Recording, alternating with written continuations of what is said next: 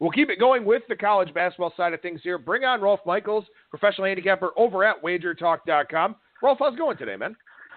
Man, Brian must feel bad for you. 90 minutes to go. It's not like you're shoveling snow or coal down in a mine. You're talking sports. You can handle 90 more minutes, can't you, Adam? Oh, absolutely. This is, you get a second wind here at this time of the year. I think you and I talked about that a little bit last week where, it's busy as hell, but there's so much excitement going on in the world of college basketball, and obviously for me with baseball coming up as well, that, just kind of gives you that shot of adrenaline that you're definitely looking for to get through these last few days of winter. And let's go ahead and start with the Big East Conference tournament here. I think, Rolf, we're going to talk about 3 conference tournaments here, the Big East, the Sun Belt, and the SEC. So let's start with the Big East, and this is a conference tournament that actually doesn't start until tomorrow night. But what an interesting field here, because you've got 10 teams that are pretty much consensus in the top 100 nationally, and the odds sort of reflect that. Yeah, you look from top to bottom, and really, 10 points probably separates the best to the worst. Going from Villanova to DePaul, with Villanova having, a down year relative to their past few years. Put that in comparison, we're going to talk about the SEC in a minute. I think in the SEC, there could only be 5 teams out of the 14 within 10 points of the top team. So you look at one conference and only 5 of the 14 teams are within 10 points. You look at the Big East and all 10 teams are within that threshold. So we look at the odds here from 5 dimes for this conference tournament. Again, as always, shop around for the best prices. This is just the easiest one for me to use from a host-friendly standpoint here on the show. Villanova plus 225, Marquette plus 250, Creighton getting a lot of love here this week. They're plus 500. Seton Hall 725, St. John's 750, Xavier 900, Georgetown 950, even all the way down to the bottom seeds here. Butler and Providence 15 and 25, DePaul they were plus 60 early in the week. Now they're plus 58.50. But that is one thing I've noticed here for some pretty smart people out there, Rolf, that I'm seeing a lot of people take St. John's and DePaul from a futures standpoint and look to sort of tag team Marquette in that first game that the Golden Eagles play. Well, you look at St. John's and you would say it seems like a no-brainer. You have St. John's, a 20-win team this year in Madison Square Garden with probably the best offensive, you have Howard as well as Marquette, but one of the best offensive players in the league, and it'd be a no-brainer to back them. But they have just played so poorly down the stretch that, when I was filling out my bracket for the Big East, I didn't even pick them to go to the finals. I did the bracket 4 straight times trying to do it in a fresh set of minds, and I never even had them going there. The team was only 8-10 in conference play, and, the way they finished down the stretch after a 14-1 start, why did they start 14-1? 353 teams in Division I basketball, they played the number 328 schedule. So I am, I know people are on that St. John's bandwagon, and DePaul is a flyer, but I think both are money invested in a better way. Now, obviously Villanova, they've hit strides at times this year. They had a ton of roster turnover. Jay Wright, a phenomenal head coach. They're a deserving favorite here, but obviously tells you about the state of this Villanova team, that they're the favorite and still over plus 200. We all know what's going on with Marquette. They seem to have hit a wall. Maybe Marcus Howard's playing hurt. I don't know. What intrigues me the most about this conference, Rolf, the 4 teams at 9-9, Seton Hall, Xavier, Creighton, and Georgetown. Georgetown's 4th on that list for me, but I really think Seton Hall, Xavier, and Creighton wouldn't surprise me if any of those 3 win this conference tournament. Well, I've been on this Xavier run of late, and boy, it started with that overtime win against Creighton back in February 13th, and since that time, all they've done is beat Creighton, go to Providence and win, go to Seton Hall and win, go to St. John's and win, beat Villanova at home, beat St. John's at home, and their only loss down the stretch since Valentine's Day is losing to Butler on the road by 5. You have to remember that, Xavier is a team that was dealing with a new head coach. And, while Travis Steele was an assistant there, Chris Mack had been there 7, 8, or 9 years. So from that standpoint, it took him a while to get accustomed to the different style. Travis still kept the main frame of the same style, but he had a lot of tweaks in there.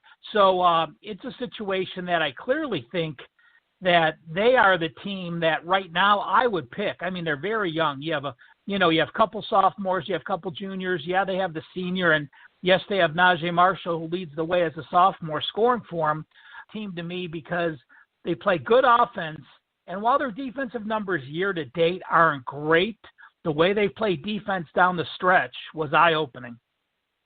Well, and you look at Louisville this year and what Chris Mack inherited. I mean, this is a team that's had some losses over the last few years, hasn't recruited as well as they had in the past, scandal-ridden program. Chris Mack has done a hell of a job at Louisville. That guy is an elite-level head coach, in my opinion.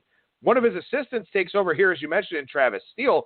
The thing about Xavier that all of us remember is that no matter where this team is in the standings, no matter what their overall record is, they were always dangerous in the month of March. And in fact, they've made some pretty good NCAA tournament runs. I sort of wonder if some of that rubbed off on Travis Steele and if Xavier does continue that push here in this conference tournament. Well, yeah, you have to remember just a couple years ago, I mean, in the 2017-18 season, they lost to number 1 seeded Zags in the semifinals. So they were there. And they're a team that has some experience. Yes, this team is a lot younger, and yes, they don't have Trevon Blewett, but there's a lot of kids that were part of that run. You have Wellage and Hankins, the power forward and center, who are both seniors. They've been there and done that. And it's a group that has a lot of juniors and seniors that know how to win, and learning how to win in March is very important and is very difficult to learn. So having a few guys that have been there and done that is always something I look at when I'm picking my winners. Now, for those that are in pools or those that are out there looking at the futures market, Villanova better than 2-1 is going to draw interest. Just because of their pedigree, because of Jay Wright. I mean, Jay Wright's a phenomenal coach in his own right as well. Rolf, in your estimation, how good is this Villanova team? Well, you have to remember this Villanova team started the year losing 4 players to the NBA. We're used to having Duke lose 4 players to the NBA. We're used to having Kentucky lose 4 players to the NBA, like both teams did last year. But this Villanova team normally has juniors and seniors, so if they've never had a season like that where you had that big of a void, well, that's the reason they started 8-4 and, a couple losses, but you look at their losses early. I mean, even this year, they have not had a bad loss. Their worst loss all season was to Penn on the road in December. Penn's a team that's probably in the 110, 120 ranking. Besides that, their next worst loss was to Furman, who's a top 60 team, and that was in overtime. So, I think they're a team that is very good, is worthy of being a 5 or a 6 seed, but I don't think they have the defense. They do have the scoring, and Phil Booth can get it done with Paschal, but the defense is the difference for me. And what they've done on the road down the stretch, yes, you're 22-9, but in your last 11 games, you're 5-0 at home and you're 0-6 on the road. If you can't win a straight-up road game against Georgetown, against St. John's, against Seton Hall, against Xavier, against Marquette, you're not a team I'm going to back. Providence, Butler, and DePaul here. I mean, not great by any means. All of them around 500 for the season. 7-11 in conference play. Only here in the Big East. Any of the 8 through 10 seeds have a chance to spoil the party here at all and make a little bit of a run? Well, the interesting thing about Butler is you look at Butler, and they're the number 9 seed. And a lot of times people often look at seeds and make their determination by the seeds. Well, I actually have Butler as the number 5 power-rated team in the conference. They had a couple close losses early. So, that's one team that I'll look at. They've had a horrible stretch down the road. But, they're a team that has only won 3 straight games once. Their first 3 games of the year, they beat Miami, Detroit, and Mississippi. Since that time, Butler has not won 3 straight games. So that scares me a little bit. Although the team I have, I think there's value with where they are relative to the power rating. The other problem with Providence and Butler, the 8 and 9 seed, is in a scheduling spot that's very disadvantageous. They're going to play at 7 p.m. on Wednesday. The winner of that plays Villanova at noon on Thursday. So the 8 and 9 seed have to play the 1 seed 12 hours later, where the 7-10 seed St. John's doesn't have to play until 7 p.m. They get the advantage. Why? Well, St. John's is at home, Madison Square Garden. They don't want them playing at noon. They get to play the nighttime game. So certainly from the schedule of getting to play a weaker Marquette team and having almost a full 24 hours between games, if St. John's can somehow turn it around, I think they have the edge in round number 2 against Marquette.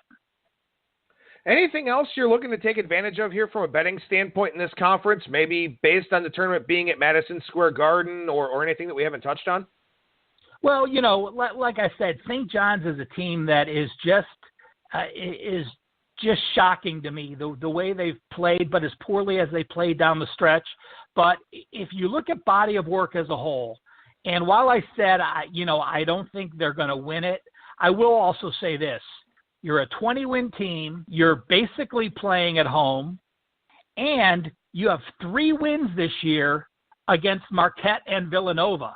I mean, that's pretty impressive when you have 2 teams that are surefire teams to get in the tournament and in your top 2 teams. You have 20 wins and you have 3 wins against them. And you're playing at home and you're going to play the team that's on the road. Basically, it's a team I look at. Creighton is a team, like you said, has been getting a lot of love, 18 wins, but I will say this for Creighton, their only win against a team that's going to be in the tournament for sure was against Marquette late in the year. The third last game, no other win of the season is a tournament team for Creighton. So that concerns me as well, looking at their strength of schedule is very good this year. They played a non-conference schedule of 39. They played an overall schedule of number 43. They just happened to lose all the top teams. Clemson is a team. Clemson was their best win of the year besides that Marquette game. So, again, there's a team that people are loving and people are talking about, and he's been there and done that. But it's a team that I am leery to play. I will say this. This is courtesy of my friend Mark Lawrence. In Game 2, Villanova usually plays very well Game 1. In Game 2 of the tournament, they're now 1-10 ATS their last 11. We know they've won the past couple, and we know they were a national champion, but Game 2 of the tournament, Villanova tends to let down 1-10 against the spread. All right, so we move to the Sun Belt Conference tournament here. This thing starts tonight with a couple of games on campus sites. You've got South Alabama and Arkansas State, Louisiana Monroe at home against Appalachian State. Then we move to New Orleans on Thursday for the remainder of the tournament at a neutral site. And, Rolf, this is a really good mid-major conference here. 4 teams in this field, at least 12-6 in conference play. Georgia State wins the number 1 seed by going to Georgia Southern last weekend and winning on the road to get to 13-5. This is a pretty strong mid-major conference. Yeah, you're going to let's talk about what they did first this year, because it didn't have an effect this season, but it will clearly have an effect if they continue to do it.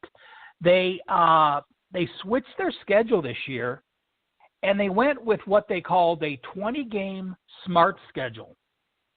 And basically what they did is this.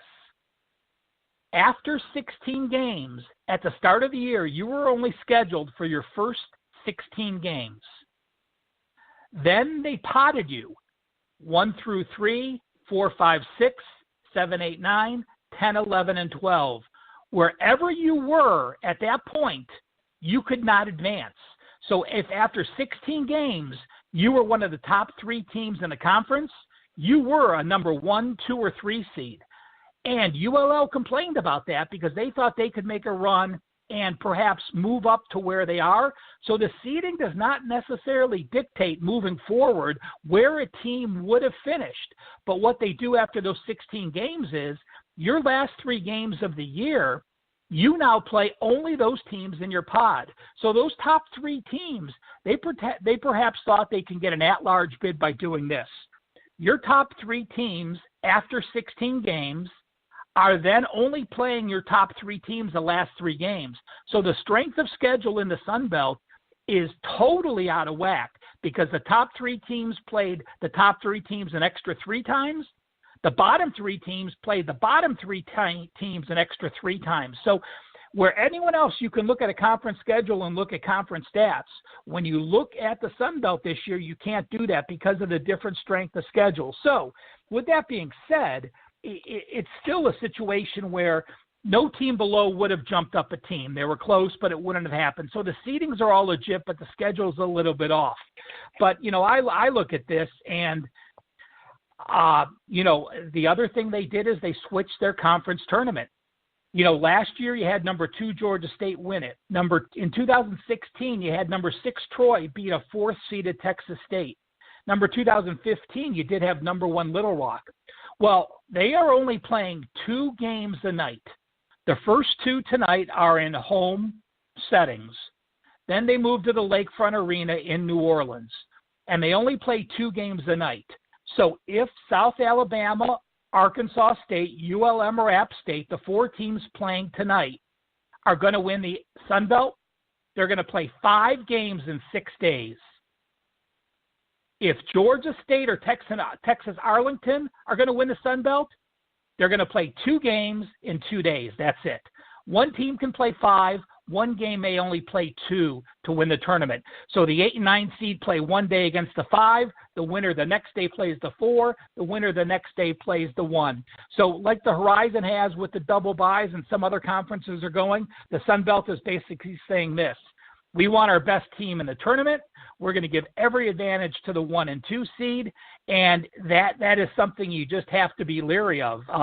This is a conference where Georgia State upset Baylor in 2014. Little Rock beat Purdue the next year. So they've had some potential to be there, but very, very unique setting with the way they scheduled and with the way they scheduled the conference tournament. Georgia State, your favorite, plus 150. Texas Arlington is the 2 seed. But the 4th favorite on the board, plus 425. Georgia Southern, the 3, plus 250. Texas State, plus 400. Nobody else lower than 1,600 here in this conference tournament. And that is something kind of interesting about that semifinal matchup, Rolf, is that UT Arlington's probably the 4th or 5th best power-rated team in this conference, but they're the number 2 seed because of tiebreakers and those scheduling changes. Yeah, it's... a 12-6 record, and they tied Texas State. But you give them credit. They did win their last 4 games. They won a couple of easy road games at South Alabama and at Troy. But Arlington, Chris Ogden deserves an incredible amount of credit. You have a first-year head coach that has to replace 5 starters. You're picked last to go in the Sun Belt, and what do? You end up going 16-5. You end up going 6-12 in your tournament, and that's exactly why. That's exactly why you have a team that played so well. I mean, they went 18-9 against the spread and 12-3 their last 15 games down the stretch because they weren't expected to be there, because they started the season 4-11, because no one thought they would be anything. And all of a sudden, you put a bunch of juniors together. They only have 1 freshman in their lineup. They start 4 juniors. They had a couple transfers and a couple kids that moved up. But, again, hats off to a first-year head coach who just did an incredible job getting them to where they are. They're still a defensive-minded team first. But the difference is this year they're much slower tempo than they were in the past few years. All right, so let's go to Nashville here. I want to make sure we got plenty of time to talk about the SEC Conference Tournament. A lot going on here, a lot to unpack with this tournament. LSU, the number 1 seed, they're plus 825 as a number 1 seed to win this conference tournament. Obviously, with what's going on with Will Wade, that certainly doesn't help their chances at all. Kentucky, the 2 seed, they're the favorite, plus 155. Tennessee, the 3 seed, second favorite, right behind them, plus 160. The 5 seed, Auburn, is your third favorite, plus 350.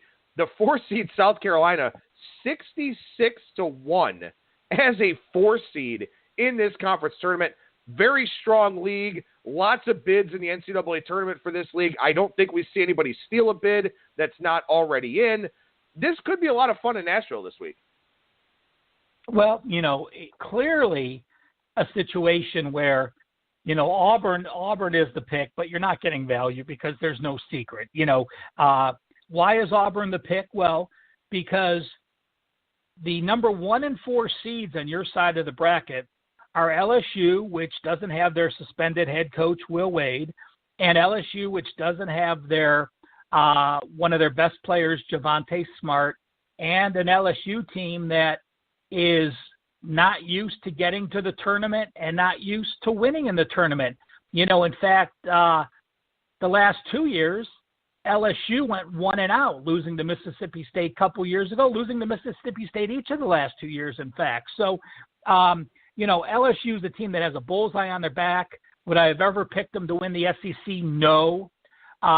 Even after they beat Kentucky, would I have picked them to win the SEC? No. Even when they beat Tennessee, I thought they would still falter down the road. So hats off to them. They exceeded my expectations. But again, now you're without your coach and one of your best players. So, on one side of the bracket, you have the LSU team, which has their suspensions, and the number 4 seed is South Carolina, who right now I have as a 15-point dog against my number 1 seed, which is either Kentucky or Tennessee, depending on if Reed Travis is back. So, when your number 4 seed is a 15-point underdog, that shows you something. So, to get out of your conference, all you're doing for Auburn is to beat Missouri or Georgia, and they're playing with no rest against a rested Auburn team. Then you have to beat South Carolina, and then you have to beat LSU, Florida, Arkansas to get to the finals. So Auburn's a team that I think has enough to get it done. Auburn is a team that, we remember at the beginning of the year, there were talks of being the best team. They started off 9-1. Their only loss to Duke, and that was a close game. They were probably AP. I don't know if they were in the top 10 or not, but they were close to being in the top 10. And then what happened? You lose 6 SEC games down the road. It's, Auburn's a team that lives and dies by the 3. So, you're playing in a big arena that you're not accustomed to in Nashville. A lot of times I remember back to the Big Ten when they always played at the United Center. It was always an issue. The backdrops are different. It's different than a college arena. It's not the same setup. And sometimes those 3-pointers don't fall. But if they get hot with the 3-pointer early, they have no one to challenge them until they get to LSU. So I see them as a nice move. The thing about the SEC is you have 4 teams that are playing with pressure, and then you have a 4 seed that's not even going to make the tournament. I don't know, besides the Pac-12, when have we ever had a Big Ten, ACC, Big 12, tournament where the number 4 seed won't make the tournament unless they win it? That is an anomaly. That's not going to happen. But then you have Ole Miss, Florida, Alabama, and Arkansas all on the bubble. All may very well have to win a game to advance or win a couple games to advance. So where some teams don't have pressure, who's in, who's not, it's a 1-bid league. Here you have multiple teams that have to win a day or two to make sure they keep their name inside that first 4 in, last 4 out to make sure they have a chance to get there. So, the scheduling spot to bring up that is the negative is, again, in Auburn's favor. On Wednesday, Missouri and Georgia play at 7 p.m. They face Auburn at 2:30 on Thursday. So one scheduling spot to bring up is that. And, again, that's to Auburn's favor as well. So everything lining up here, says the Tigers have the easiest path to get there, and I agree. Yeah, it certainly does look that way. I mean, I kind of entertain the idea of taking South Carolina in that 60-1 range, just hoping that they do find a way to beat Auburn, and then I can hedge pretty easily in the semifinals. But also, as you said, they're a 2-touchdown dog or more in that game, no matter who they play. So, it's sort of it's an interesting thing, to say the least, about this conference tournament. I will bring up another scheduling situation here. The quarterfinals on Friday plays at 6 p.m. Central. Tennessee plays at 8:30 p.m. Central. We assume both of those teams will move on. That semifinal game would be at 2:30 in the afternoon Central Time. So both Kentucky and Tennessee, a little bit of dead legs possibly with that early start in that semifinal game. Kentucky with a little bit of extra rest there, which is probably, to be totally honest with you, why they've got the lowest futures price here by 5 cents over Tennessee, just because of that rest and turnaround factor. One additional thought to that, Adam, is you have more seeds. So if Kentucky and Tennessee are playing, in the semis, it'll only be their second game in 2 days. If someone pulls the upset and is playing a third game in 3 days, or the incredible A&M or Georgia or Missouri get there and it's a fourth game in 4 days, that especially is when you're going to have the tired legs. So we talk about it with Kentucky in that situation. If there's an upset, make sure you remember that thought moving forward when you get to that period of time. Well, and it's certainly possible for a team like Florida to do that. Florida to beat Arkansas, then to beat LSU while LSU has everything going on. Then playing that third game in 3 days. Playing the winner of probably South Carolina and Auburn. Florida's relatively live in that game, certainly live against South Carolina, and wouldn't be a significant dog to Auburn. So that's a team that could wind up, with 3 games in 3 days, and then maybe, who knows if they made it to the championship game. But I got to say, it's disappointing that LSU has all this stuff going on now, because it's really good to see the SEC this strong in college basketball after so many of these tournaments in the past have been, well, Kentucky's clearly the best, and then maybe, Florida's the second best or something like that, and there are maybe 3 teams that can actually win this thing. It's nice to see a different level of balance this time around. Yeah, I'm going to just throw up a name because we haven't mentioned their name once. And they're just quietly sitting there on the 6th seed, and that's Mississippi State. Well, I only have Mississippi State a 7-point dog to anyone in the tournament. And, you have a 25-win team from last year with 4 starters back, and they take care of their opponents. They don't lose games they're supposed to. And Ben Howland is 18-8 in the SEC tournament, so he knows how to coach here. He's been there and done that. We told you the last couple, against LSU, they won their first-round games each of the last few weeks. And last year they lost to Tennessee by 3, and that was in Nashville, the same tournament. 2 years ago, they lost to Alabama. So you have a team there that is quietly a top 20 offense, a top 50 defense, an experienced team. You have a star like Weatherspoon. You have Perry, who's really come on of late. So, they're a team that you have to keep an eye on, because they're going to play A&M or Vandy, and then they get Tennessee. And, Tennessee's playing in Nashville, but again, a different setting where you're going to have a decent-sized dog that I think I would back against Tennessee. One thing we also have to mention is, on several shows, you've talked about Duke not winning the ACC tournament. And in fact, I tweeted out, the funny thing is Duke has been the clear favorite to win the national champion the entire year, yet they're not even favored to win their conference in the ACC, as Virginia's the favorite, because Duke doesn't care to win. Well, Calipari wants to win this. He's won it each of the last 3 years, as a 4 seed last year, as a 1 seed the year before, as a 2 seed the year before, and then he lost to Florida when Florida was a 1 seed 4 years ago. And, they finished the season without Reed Travis, the transfer from Stanford, who plays center for him. He's expected. He is practicing. He is expected back. But I can expect Calipari with his very young team that to get here and want to win this. And that's the difference. Even though they're going to be probably a 2 seed, he still wants to win the SEC tournament. You got ACC teams that don't care about it. John Calipari and the Kentucky Wildcats are not one of those teams. When you look at the Wildcats, and part of this has to do with the strength of the conference, as we alluded to already, but they've been in the conference championship game every year since 2009 except for 2013. So this is a team that does play really well in this conference tournament. we'll see if better balance here in the SEC prevents them from getting to that point. Rolf Michaels, professional handicapper over at wagertalk.com. What's going on over there right now, Rolf? I'm the $2 capper today, so I have a strong 4-star play. It's one of the conference games on ESPN today. You'll get my best bet for just $2 if you're interested on a 15-6 college basketball run.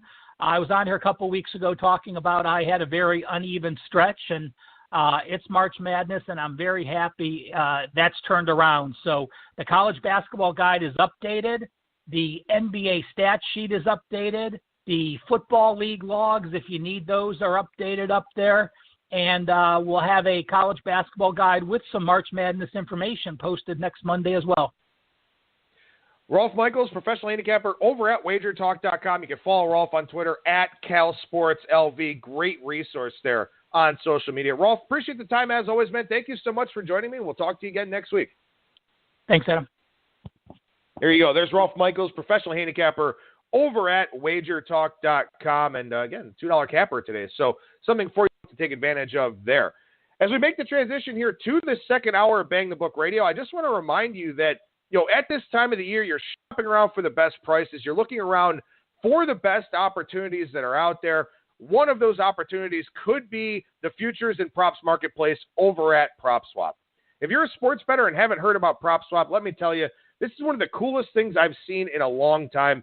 Here's how PropSwap works. You lay a $100 futures bet on Michigan to win the NCAA championship.